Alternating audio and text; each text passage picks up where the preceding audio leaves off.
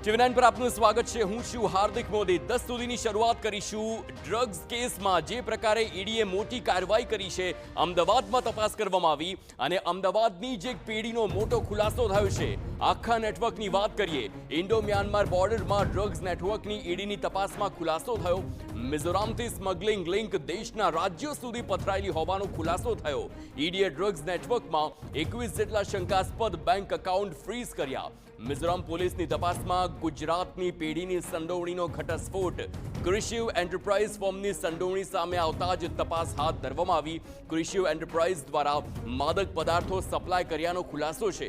તપાસમાં આસામના અબુ સાલેહ સૈફુદ્દીનની સંડોવણી સામે આવી। મિઝોરમ બોર્ડરથી ચાલતા ડ્રગ્સ નેટવર્કની તપાસમાં આ તમામ મોટા ખુલાસા થયા છે અને વધુ ખુલાસા થાય તેવી શક્યતા હાલ જોવા મળી રહી છે। ડ્રગ્સનો આ કેસ અને જે પ્રકારે ઈડી તપાસ કરી રહી છે। સચિન પાટીલ જોડાઈ ગયા છે। સચિન, 2 દિવસથી ઈડીની તપાસ છે, અમદાવાદમાં પણ ધામા નાખવામાં આવ્યા અને ક્રિશિવ એન્ટરપ્રાઇઝની સંડોવણી સામે આવી છે।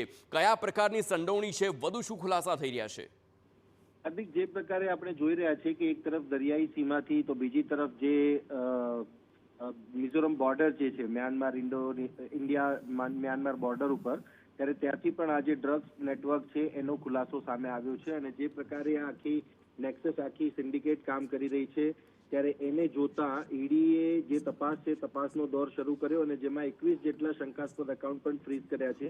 ખૂબ મોટા પ્રમાણમાં હવાલા નેટવર્ક અને જે ડ્રગ્સની સ્મગલિંગ માટેનું જે આખું નેક્સસ છે, નેક્સસ ઈડીએ જે તે ખુલ્લું પાડ્યું છે। મહત્વની બાબત અહીંયા એ છે કે અમદાવાદથી જે રો મટીરિયલ છે એ ક્રિશિવ એન્ટરપ્રાઇઝીસ નામની જે ફર્મ છે એના તરફથી મોકલવામાં આવ્યું હતું અને એના સિવાય જે અલગ અલગ ફોર્મ છે જે પશ્ચિમ બંગાળ સહિતના જે નોર્થ ઇસ્ટના જે આપણા સ્ટેટ છે એના જે જિલ્લાઓ છે ત્યાં આ ફોર્મ્સ આવેલી છે અને એના થકી આખું જે હવાલા નેટવર્ક છે એ પણ ચાલતું હતું, એનો પણ ખુલાસો થયો છે। આખો જે મામલો છે, મામલામાં અબુ સાલેહ સૈફુદ્દીનની જે સંડોવણી છે એ આસામનો છે।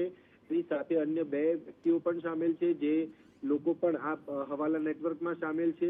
બીજી જે બાબત છે એમાં જે રો મટીરિયલ છે, રો મટીરિયલ મોકલીને અને એની અંદર જે અલગ અલગ જીએસટીના જે અકાઉન્ટ છે કે એમની જે ક્રેડેન્શિયલ્સ છે, ક્રેડેન્શિયલ્સનો ઉપયોગ કરીને આ જે આખું નેક્સસ છે, નેક્સસમાં રૂપિયાની હેરાફેરી પણ કરતા હોવાનું સામે આવ્યું છે અને આખો જે મામલો છે, મામલામાં હજી પણ તપાસ ચાલુ છે અને હજી આગળની તપાસમાં મોટા ખુલાસાઓ સામે આવી શકે છે અને આ જે તપાસ છે, તપાસમાં જે પ્રકારે ક્રિશિવ એન્ટરપ્રાઇઝીસ છે એના તરફથી જે મેથેમ્ફેટામાઇન બનાવવા માટેનું જે રો મટીરિયલ છે, રો મટીરિયલ સપ્લાય કરવા માટેની જે આખી બાબત છે, બાબત સામે આવી હતી, જેમાં સ્યુડોએફેડ્રીન ટેબ્લેટ અને કેફેઇન જે છે હાઇડ્રસ જે સપ્લાય છે, સપ્લાય અહીંયાથી કરવામાં આવ્યું હોવાનું ઈડીની તપાસમાં સામે આવ્યું છે। આભાર સચિન સમગ્ર માહિતી બદલ। તો મેથેમ્ફેટામાઇન જે બનાવવાની આખી જે પ્રક્રિયા છે અને તેમાં જેટલા પણ પદાર્થનો ઉપયોગ થાય છે તેમાંથી જ કેટલાકનો ક્રિશિવ એન્ટરપ્રાઇઝ સપ્લાય કરતો હોય તે આ ખુલાસામાં સામે આવ્યું છે। જોકે તપાસ હજુ પણ ચાલુ છે અને હજુ